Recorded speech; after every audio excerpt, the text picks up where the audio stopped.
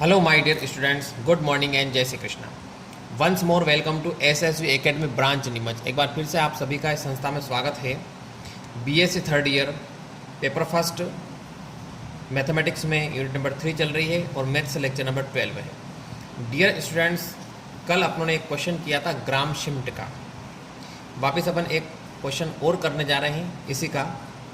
Question इस प्रकार से है, ग्राम शिफ्ट के लांबिक प्रक्रम का उपयोग करते हुए V3R के आधार B से एक प्रसामान्य आधार प्राप्त करना है, जहां बीटा 1 100, बीटा 2 110 और बीटा 3 111 ऐसा दे रखा आप लोगों को। Is that clear? English medium में किस प्रकार से आता है कि use of Gram Schmidt orthogonal process, find the normalized basis of V3R if the simple basis B equal to beta 1, beta 2, beta 3, where beta 1 equal to 100, beta 2 equal to 110 और beta 3 equal to 111। ठीक, कुल मिला के question में आपको दे रखा है कि V3R का एक आधार ये दे रखा है, तो अपने को एक प्रसामान्य आधार प्राप्त करना है, एक नॉर्मलाइज्ड बेसिस प्राप्त करना है। इसके लिए क्या करते हैं, देखो स्टार्ट करते हैं। गिवन बीटा इक्वल टू दे रखा है बीटा 1, बीटा 2, बीटा 3, V3R का एक आधार है, ये अपने को दे रखा है। बीटा 1, बीटा 2, बीटा 3 की वैल्यू भी पुट कर दी अपने, क्या दे रखी है।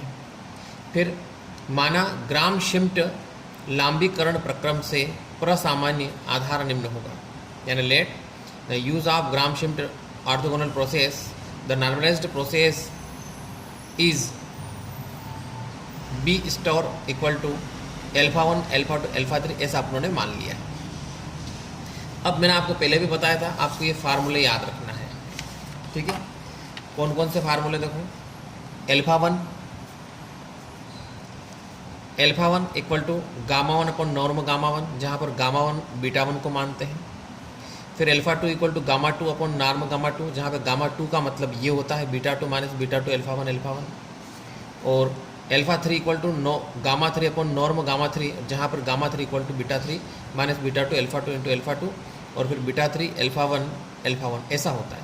इनको अपनों ने इक्वेशन दे दी 1 2 3 4। अपने को ये चार चीज़ें फाइंड करना है, alpha 1, alpha 2, alpha 3। Is that clear?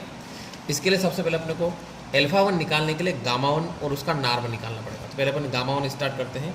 तो फर्स्ट पॉइंट में आएगा नॉर्म गामा 1 का स्क्वायर, ये निकालना है। अब ये कैसे निकलता है ये आप जानते हो, गामा 1 आता है। ठीक, और गामा 1 अपने क्या मान रखा है, बीटा 1 मान रखा है। Is that clear? तो यहाँ पे आ जाएगा अपने beta 1, beta 1।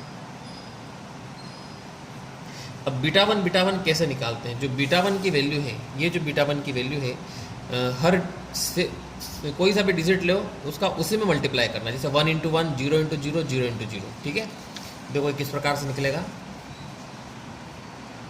1 into 1 plus 0 into 0 plus 0 into 0, तो ये हो गया आपके 1। नॉर्म गामा का स्क्वायर इक्वल टू 1, तो नॉर्म गामा 1 इक्वल टू कितना आ गया, 1 ही आएगा। अब यहाँ से आप निकाल सकते हो अल्फा 1 का ये वाला फार्मूला यूज़ करना अपने को। Is that clear?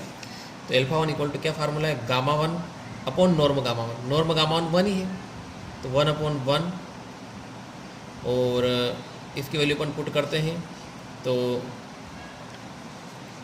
ये वैल्यूज आपके गामा 1 मतलब बीटा 1 की वैल्यू क्या है, 1 0 0 1 0 0।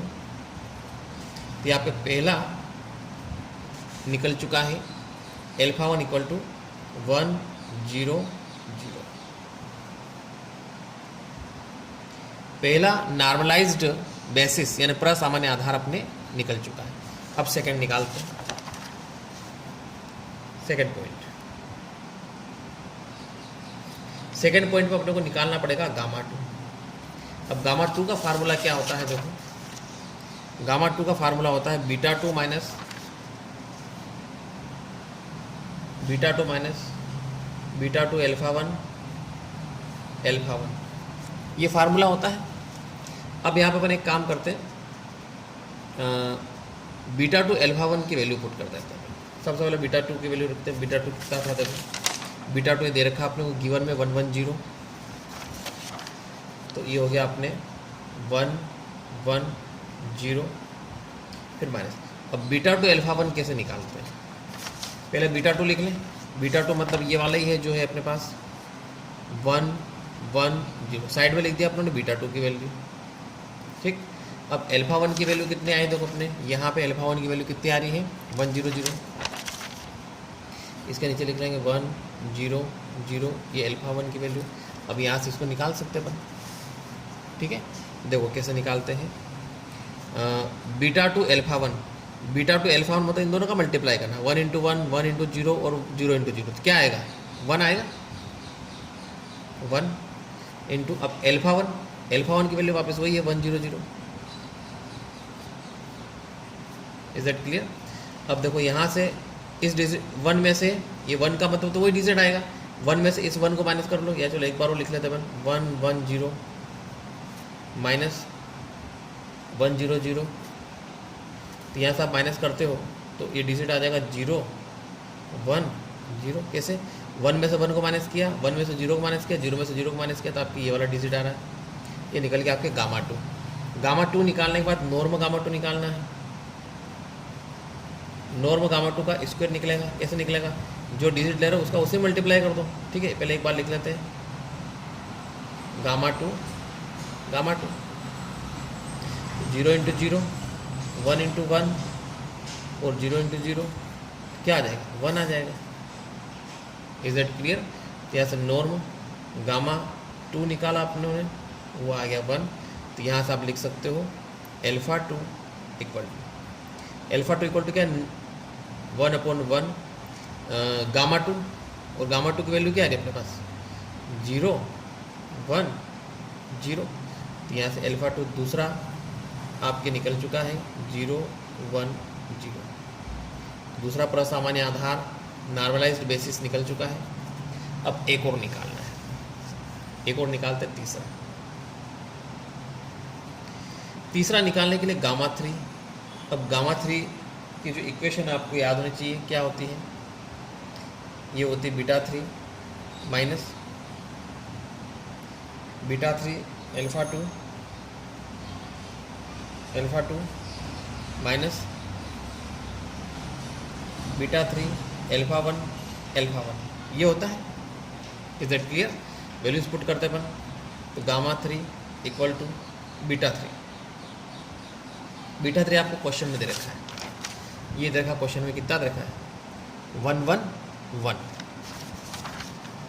तो बीटा 3 हो गया अपने 1 1 1 माइनस। अब बीटा 3 अल्फा 2 निकालना है, तो पहले अपन यहाँ पे दोनों साइड में लिख देते अपन, ठीक है। देखो इधर साइड में लिख लेते अपन, सबसे पहले बीटा 3 की वैल्यू कितनी है 1 1 1, इधर लिख देते हैं बीटा 3 की वैल्यू है, क्लियर। बीटा 3 की वैल्यू है। इसके बाद अल्फा 2 की वैल्यू ऊपर आई है अपने 0 1 0, ये अल्फा 2 की वैल्यू है। Is that clear. तो यहाँ से निकाल सकते हैं अपन बीटा 3 अल्फा 2, तो 0 1 इंटू 0 1 इंटू 1 1 इंटू 0 क्या रहा 1 आएगा केवल, 1 इंटू अब अल्फा 2 की वैल्यू कितनी 0 1 0 0 1 0, फिर इसके बाद बीटा 3 और अल्फा 1 लिख दें। अल्फा 1 कितना, देखो अल्फा 1 पहले निकला था अपने, ये निकल रहा है 1 0 0 1 0 0, ये क्या है अल्फा 1 है। देखो वैल्यूज पुट करते हैं, बीटा 3 अल्फा 1 कैसे निकालते हैं, ये बीटा 3 ये अल्फा 1, इनका मल्टीप्लाई करो 1 इंटू 1 1 1 इंटू 0 1 इंटू 0, तो ये तो 0 0 हो गया, क्या बचा केवल 1 इंटू 1 1 बच रहा है, तो ये 1 लिख दिया इंटू अल्फा 1 मतलब 1 0 0। देखो आगे सोल्व करते हैं, इक्वल टू 1 1 1 माइनस 0 1 0 माइनस 1 0 और 0। अब संगत एलिमेंट लेना है, ये 1 1 माइनस 0 माइनस 1 तो 0 हो गया। फिर सेकंड लेते हैं अपन 1 1 और 0, तो 1 से 1 वापस कट जाएगा, तो ये भी क्या आ जाएगा, 0 आ जाएगा। लास्ट लेते हैं अपन 1 0 0, तो ये 1 आ जाएगा। ये आपके गामा 3 निकल चुका है।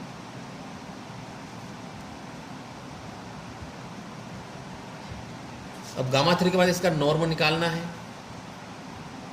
Norm gamma 3 square equal to जो डिजिट ले रहे हो उसका उसे मल्टीप्लाई करो, तो 0 इंटू 0 0 इंटू 0 प्लस 1 इंटू 1, तो क्या आ जाएगा, 1 आ जाएगा। तो नॉर्म गामा 3 का स्क्वायर इक्वल टू 1 आ रहा है, तो नॉर्म गामा 3 इक्वल टू कितना आ गया, 1 आ जाएगा। अब यहाँ से अपन अल्फा 3 निकाल सकते हैं। अल्फा 3 की वैल्यू क्या होती है, एक बार फार्मूला लिख लें, गामा 3 अपॉन नॉर्म गामा 3, इसमें वैल्यूज पुट कर देते अपन, तो 1 अपॉन 1, और गामा 3 की वैल्यू कितनी है अपने पास, गामा 3 की वैल्यू भी जस्ट ऊपर आई है, 0 0 1, तो यहाँ से अल्फा 3 आ जाएगा आपके 0 0 और 1। ये देखिए तीसरा भी निकल चुका है। तो सभी प्रसामान्य बेसिस लिख लेते अपन, प्रसामान्य आधार यानी नॉर्मलाइज्ड बेसिस। तो प्रसामान्य आधार कौन कौन से हो गए, अल्फा 1 अल्फा 2 अल्फा 3। देखो क्या क्या आए हैं, ये आया अपने 1 0 0, ये आया है 0 1 0, ये आया है 0 0 1,